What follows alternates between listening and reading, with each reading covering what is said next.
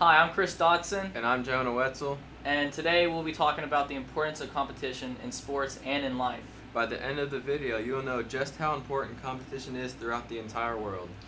So, Jonah, is there a correlation between competition and innovation? Yes, there's definitely a correlation between the two. Lots of innovative ideas are the product of a group of people competing to be the first to come up with an innovative idea, all throughout history. Yeah. And in history, how has competition pushed people to accomplish great things?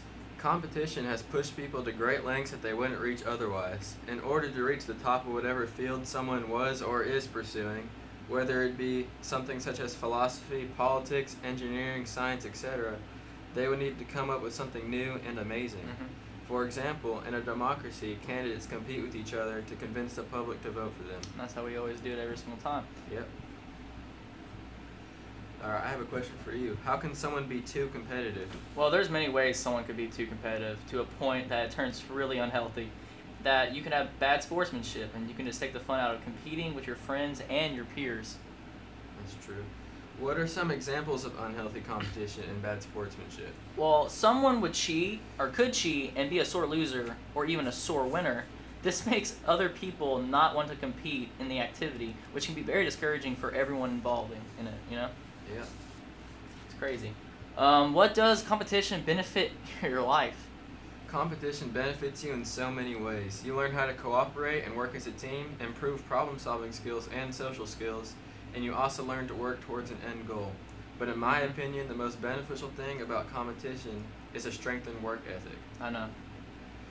How do you think competition improves your social skills? Well, in order to win a team activity, you have to be able to communicate well with your peers. And in order to succeed, you'll need to talk through your differences and help each other out. That's the only way you guys can win together.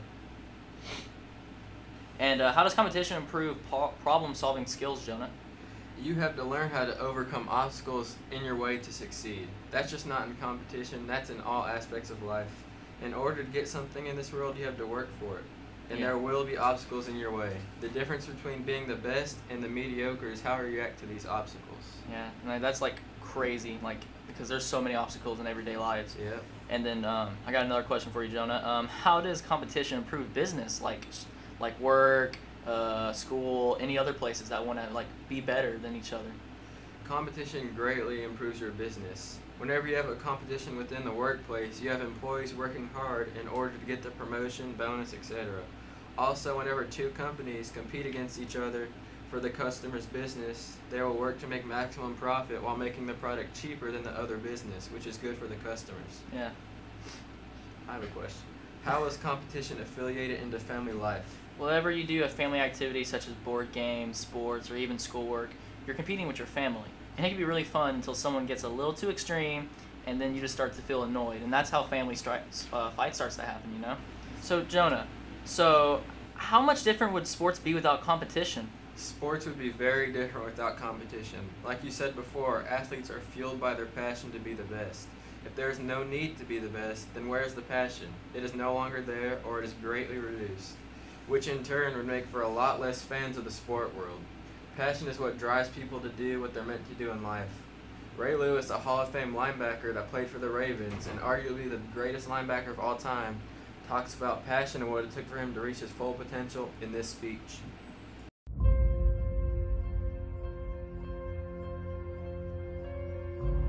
Today, I wanted to just really hit on something, dealing with pain. I asked my mom one day, I said, Mom, would you buy me a deck of cards? She says, Junior, I don't gamble in my house. Ain't no cards coming in my house. I said, Mom, I don't need them for gambling. I don't want them for gambling. I just need a deck of cards, Mom. My mom,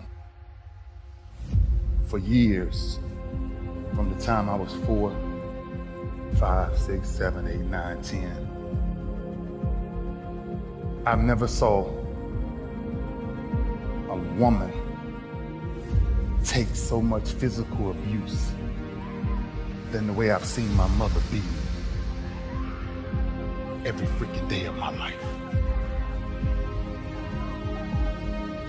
But I can't help her because I'm not strong enough. I don't have the muscle to get these men off my mother. My mother's a very high yellow woman, and every time they hit her, she would bleed from her eyes. She would walk around for days with sunglasses on in the house. I said, Ma, I need a deck of cards. Last altercation we got in, my stepfather hit my mama so hard in the face. My stepfather hit my mama so hard in the face, I called her. And I looked at him with this rage and this pain in my eyes. Like one day, and I took this deck of cards. And I couldn't live in the house, so I had to live in the garage. And after this last altercation we had with this guy, I ran to my garage and I grabbed this deck of cards and I flipped a 7. And I started doing 7 push-ups. I flipped a 6, I did 6. I flipped a 9, I did 9. I flipped a 2, I did 2. I flipped another 9, I did 9. Until I got all the way through the deck. Jack, Queen, King worked 10. Aces, 25s, and Jokers, 50.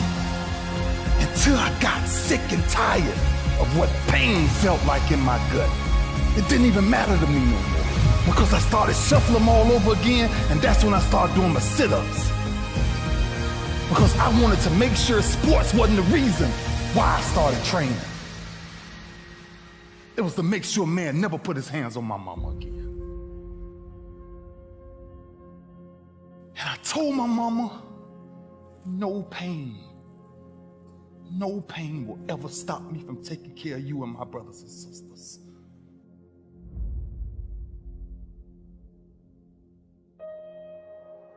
That's why I started doing what I started doing. Sports was a byproduct of what people started to see. It was the behind the scenes that was driving me crazy. There's 2 sides of pain that I don't think a lot of people really understand. There's one side of pain that's the suffering and the discomfort side of pain. But then there's another side of pain that's called effort. It's called glory. It's called if you can find a way to push through pain, there's something greater on the other side of it. And if you never tap into it, it's because the first time you felt that you backed off. The first time you felt, that burn. The first time you felt that it's too much.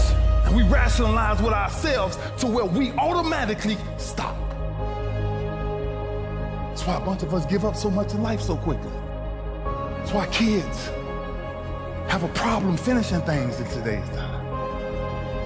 Because as soon as they feel a small bit of discomfort, of things ain't right, they're gone. I can't do it no more. But suppose I told you the greatest pain of my life is the reason I'm standing here today. I dare you to take a little pain. Go through it. You're not gonna die because you're feeling a little pain. You ain't gonna die. At the end of pain is success. Pain is temporary. It may last for a minute, or an hour, or a day, or even a year. But eventually, it will subside. And something else will take its place. If I quit, however, it will last forever.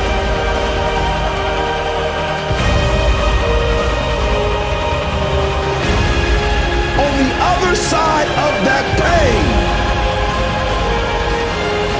on the other side of that pain, on the other side of that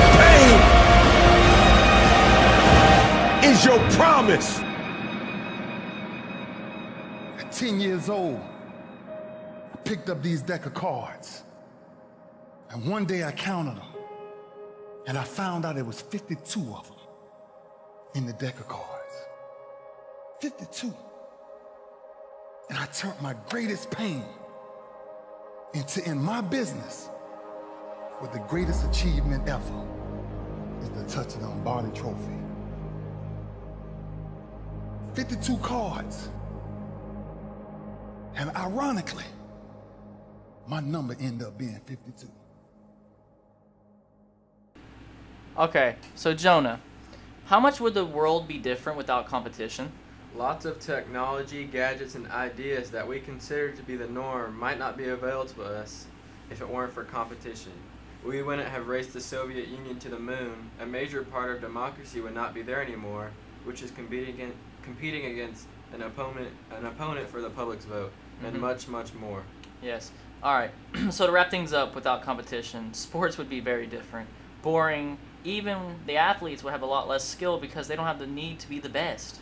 Competition exists in more than just sports. It exists in the workplace, family life, school, and much more. Yes. Competition is very beneficial to us. As high school students, it helps shape us into productive young men and women that will be ready to be introduced into society and rise to the top of whatever field that we choose. This can be achieved through many different things that you gain from competition, but most of all, the thing that will help you the most is work ethic.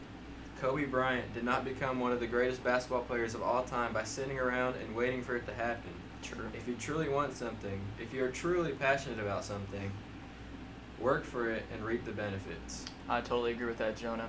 And I swear, I hope that everyone, when they have a dream, they can accomplish it. Yep. All right, everybody. This has been our podcast. Thank you for listening. Once upon a time, there was a young basketball player who had dreams of becoming one of the greatest basketball players of all time. My name is Kobe Bryant. I'm 17 years old. With the hunger, the motivation, and the desire to be the best possible basketball player that I could be. He worked day and night, every day, for years and years and years and years and years. And as time went on, 20 years had passed, and he felt that he had accomplished all that he set out to accomplish. But what he come to realize is that the goal that he set out initially of becoming the greatest of all time was a very fickle one. And what he realized that the most important thing in life is how your career moves and touches those around you and how it carries forward to the next generation. But he realized that's what makes true greatness. Well, the story would be about transformation of a kid looking inwardly to then growing up and understanding the importance and the power is looking outward. It's a great feeling to know that you set a goal for yourself and you were able to reach that goal and to knock it down. If I had the power to turn back time, I would never use it. I don't think about it. Because then every moment that you go through means absolutely nothing, but you can always go back and do it again. So it loses its flavor, it loses its beauty. When things are final, you know, moments won't ever come again. To be able to have the power to go back and re-experience those things it's silly to me. When you take that jersey off for the final time, how do you think you're gonna feel? Very at peace with it, and I'm very thankful, you know, for the 20 years that I've had, and you know, ready to go.